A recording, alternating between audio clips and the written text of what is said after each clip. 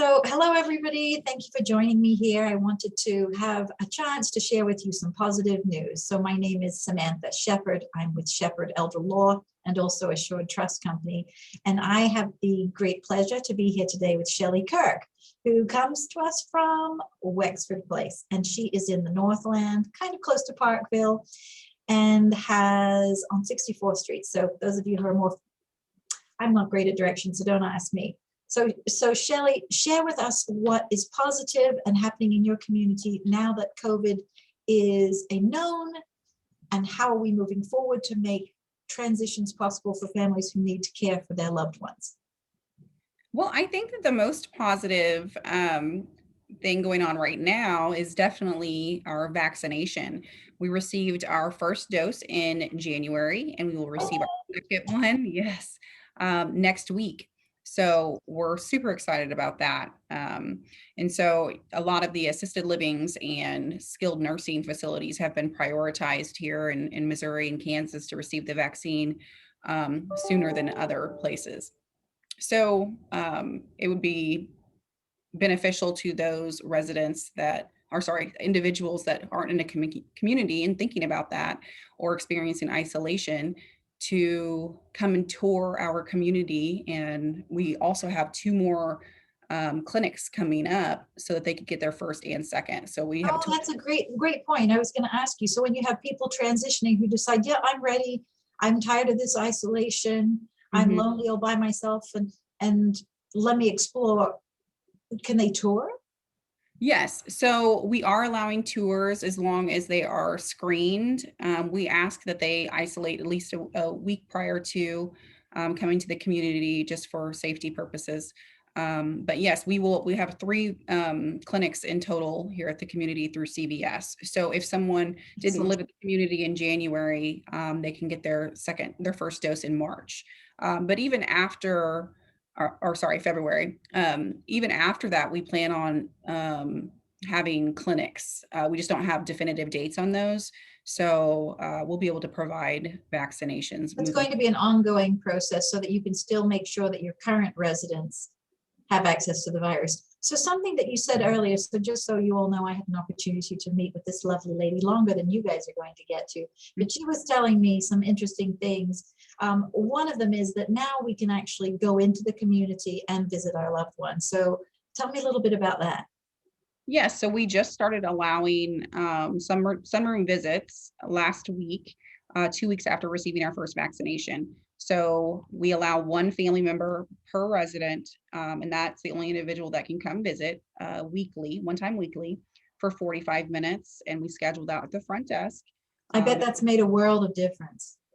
It has. The people that have really had it difficult are the residents at times when we had to shut down, so they couldn't see their loved ones in person. But that's when we got really creative, utilizing Zoom, FaceTime, Echo Dots, and all of our staff have been amazing at assisting our residents with this new technology, so that they're able to see them, have dinner with them via FaceTime.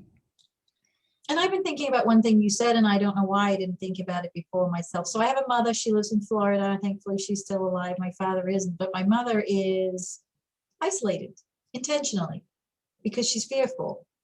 And when you live in an assisted living community like Wexford, you're isolated in a family unit, like a little commune. I would love that for me.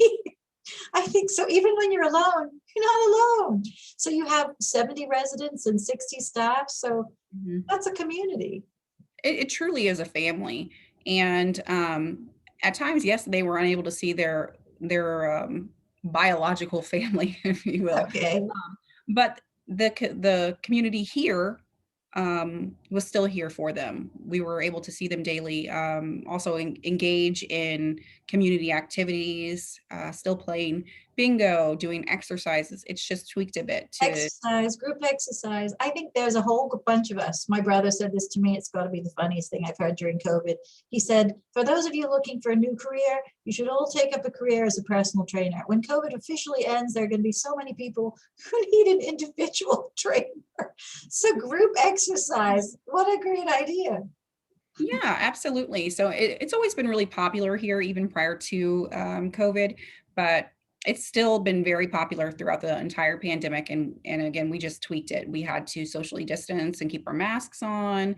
Just so yes, activities have still been going on, and our activities director has been super creative. She started rolling bingo. I'm sorry, not rolling bingo, rolling casino. So, yeah, it was kind of gambling on a rolling cart. And so she would go down the hall and play these games with them, and they have chips and everything. So it was just really neat how creative she was able to be. And then also, we've started having entertainers back in the building. So we Ooh, have a clear plastic plexiglass that they are behind, and then they wear a face shield so that they can still sing. But we've just had to get creative, but we're still really focused on engaging our residents and them being out and about and not being isolated. Still, I'm so glad that you're sharing with us, Shelley. I've listened to dozens of families tell me, and I leave pain filled, telling me that because of COVID, we're not giving our family member, our mother, our father, um, what we want for them because we're fearful. One, we won't see them. mhm. Um, and two, we haven't had a chance to get inside the place. So now the kids can come and have a look, and Mhm. they will get to see their parents. This is huge for me to share with the community.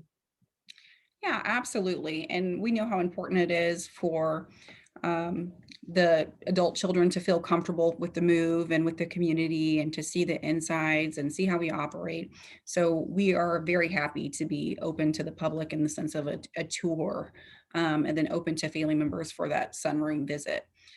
Prior to being open, we would do virtual tours. So one of our community relations representatives would have their iPhone and do FaceTime and do a virtual tour and walk around the building, do introductions to our nursing staff or food and beverage, just to try to get a grasp on the community. But you And can't do it so well if you can't see the food and see the people. And so I love now that things are changing in the direction of allowing more community access. I think this is going to make a huge mental health difference for the caregivers. Some of my caregivers are telling me how burned out they are and how they can't afford well, that's the other issue. Sometimes the kids are taking more time off of work than they need to care for their parents because the alternative hasn't been available in their mind.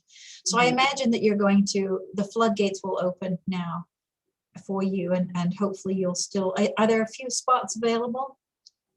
as far as employment, No, as far as, she's like, what are you talking about, Samantha? As far as, do you have any vacancies in the building? yeah, we do have a few. So we're always open to do tours, and our CR team is wonderful, are wonderful. We've got Joan, Amber, and Kyla. They really hold your hand through the whole process. And yeah, we've Okay, you said a word. What's the CR team?